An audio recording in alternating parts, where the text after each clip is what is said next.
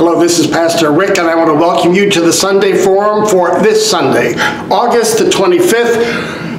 Oh, we have an exciting topic, a political topic, just what we need, and that is church matters, our favorite politicians, and the churches to which they belong. Now, why are we talking about that this weekend? Well, of course, the Democratic Convention is taking place in Chicago this week, and so there's going to be lots of pundits and lots of discussion and lots of views about our favorite politicians. But I bet almost no one is going to talk about the religious affiliation of our favorite politicians. To which churches do they belong, and what difference does that make? And here I'm going to give you a foretaste of the feast to come. All right, church matters to all our favorite politicians. And so we want to review all of them just to find out where they go to church and what difference that makes to their thinking, to their theology, and to their policies. So we want to talk first about Donald Trump. And Donald Trump grew up Presbyterian.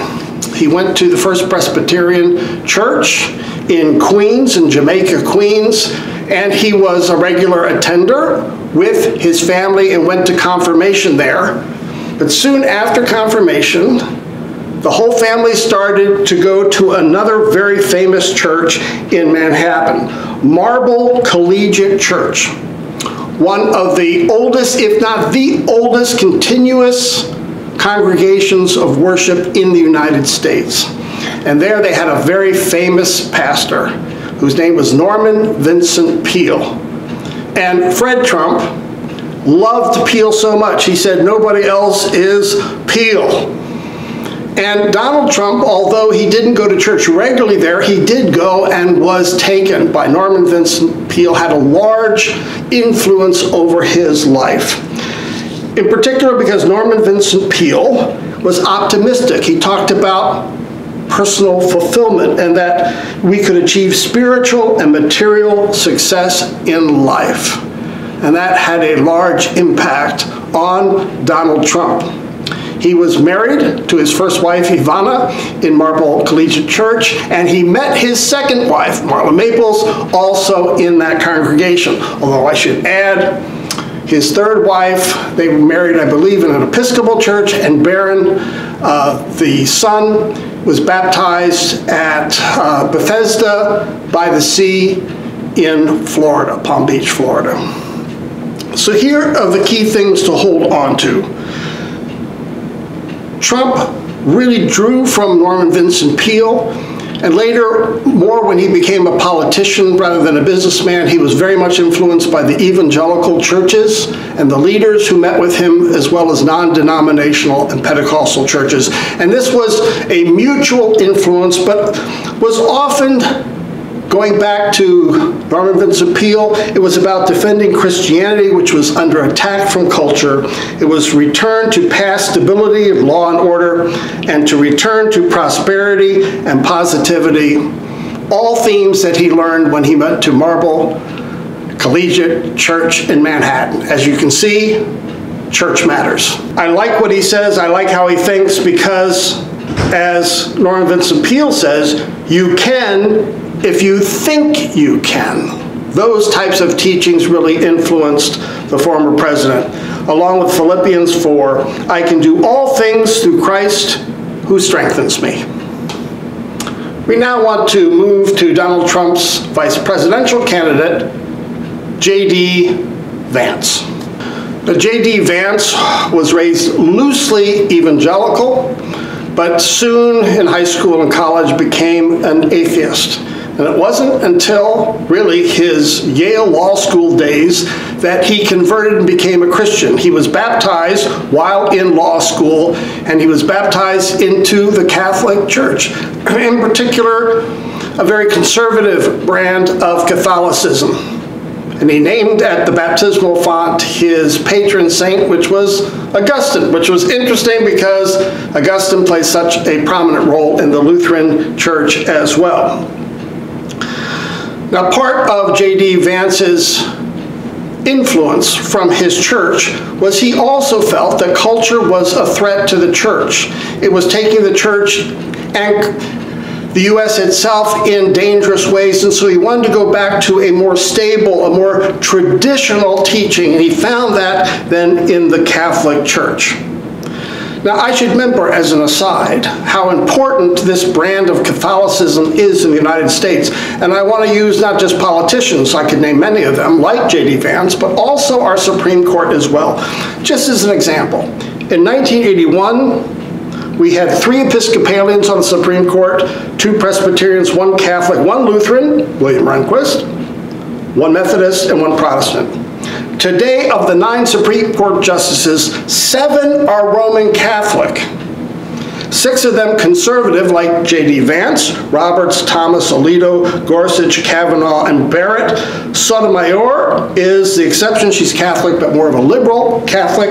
And then you have Kagan, who is Jewish, and Brown, who is Protestant. And I mention that because J.D. Vance is really practicing a form of Catholicism that we see in many areas of government and in law. Basically, they see that there are modern movements which disconnect life and chip away at the tradition, especially the tradition of the family. And so this brand of Roman Catholic brings tradition, security, and family over against sometimes even personal freedoms, but does so in order to establish deep moorings in the Christian faith, and that the Christian faith should have influence over culture and politics and our main institutions. And this is called integralism in the Catholic doctrinal teaching. And so that's important because we'll distinguish that later from Christian nationalism. They're very close in certain ways, but as we'll hear, Roman Catholics in their social teachings condemn Christian nationalism, but they rather would talk about integralism. All right, now we'll move from J.D. Vance, and we'll move over into talking about Kamala Harris. So as we've seen, church matters. For Donald Trump and J.D. Vance, it's the same with Kamala Harris. She was born in Oakland, California. Her mother, who was a cancer researcher, was Hindu. She was from India. And her father, Donald Harris, he was a professor of economics. But then, as she was raised to both respect the Hindu tradition and the Christian tradition, she finally made a decision to become a Baptist, to be baptized into the Christian faith. And so early on, her mother sent her and her sister Maya to the 23rd Avenue Church of God in Oakland, California. And that's where she says, that's where I formed some of my earliest memories of the Bible's teachings. It's where I learned that faith is a verb, and that we must live it and show it in action. And so although she was sensitive to religious pluralism because of her parents, she becomes an active Baptist, and later, before her vice presidential candidacy, she would go to the 3rd Baptist Church of San Francisco with Reverend Amos Brown. Now, as a Baptist, she believes in adult conversion, congregational polity, religious freedom, which is so important for Baptists because often they experience persecution, both in Europe and in the colonial time here in the United States. So religious freedom and religious pluralism, which she reflects in her own family because she's married to a Jewish man. And above all, an active faith, active in society. And so, once again, like all the other candidates, faith and the church has had a big impact on Kamala Harris. A final quote from Kamala Harris. She says, Jesus tells us how we should define neighbor. Jesus tells us your neighbor is not just the person who lives next door, who drives the car you drive, the person who shares your zip code. Jesus tells us your neighbor is that man by the side of the road who you walk by, but who has faced hardships. So now we want to move from Kamala Harris to her vice presidential pick, Tim Walz. Now, of all the candidates that we've discussed so far, Tim Walz might be the easiest for us here at Emmanuel because he's an ELCA Lutheran. He's from Minnesota, where 20% of the population is Lutheran. And although he's often introduced as a Minnesota dad, recently he's been saying, no, I'm a Minnesota Lutheran dad. And I guess we understand that not only because we are ELCA, but because of Garrison Keillor and all the stories about Lake Wobegon, which featured Lutheranism. But he goes to Pilgrim Lutheran Church in St. Paul, Minnesota, and he talks about Lutheran and his Lutheranism in quiet terms. He believes that you don't talk very loudly about the faith, but you live it. In a recent interview, he talked with a reporter. He says this: because we're good Minnesota Lutherans, we have a rule. If you do something good and talk about it, it no longer counts. So you have to get someone else to talk about it. So as a Lutheran, we understand he also believes in religious freedom, the freedom of a Christian, this big theme by Martin Luther, justification by faith, interreligious tolerance, and love of neighbor, that government and family and neighbors are to love one another in concrete ways. And he also believes as a Lutheran in the individual conscience, so faith active in love. Now here's the thing about Tim Walz as a Lutheran. If he is elected as vice president, he will be the first Lutheran ever in the history of our country to serve as vice president. Although technically Hubert Humphrey was raised Lutheran and only became Methodist because his family moved to a town that didn't have a Lutheran church in it. But here's another little fun fact. If J.D. Vance is elected to be vice president, he will be the second Catholic vice president in the history of our country, the first being Joe Biden.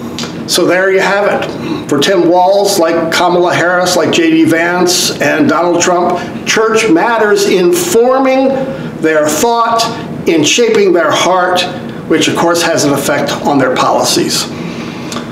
Let me close with this remark. As we take a look at these politicians this week, we know church matters.